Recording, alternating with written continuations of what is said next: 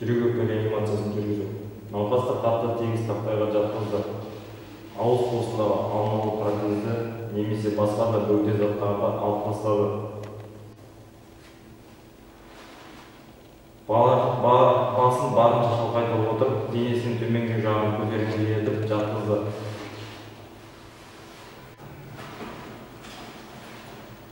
Вена ішіне 1 мг адреналин, 320 мг преднизолон енгізді.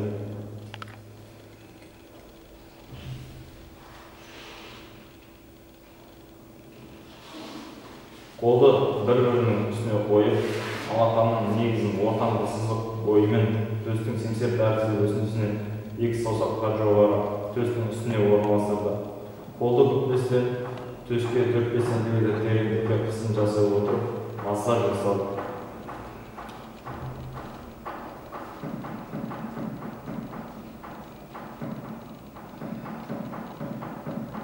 Пауза кезінде қолды төс аймағынан алмады.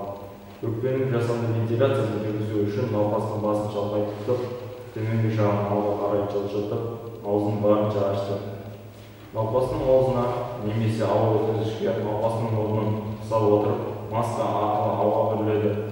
Бір ғана көмек көрсетуші дәрігер болған жағдайда 30 массаждан соң 2 рет үрлейді.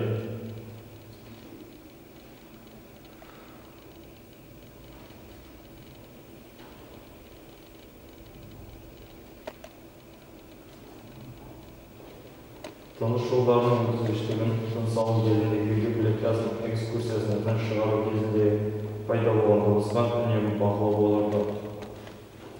Асқазан сөзінің регургитациясы кезінде науқастың басын бірнеше секундқа бүйіріне бұрып, ауыз қуысындағы сұйықтықты отсостың көмегімен немесе тампонмен алып тастады.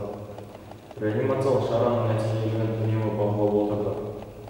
Тері жарылғысының шашты қабатының тұсының қалпына келуін қадағалады.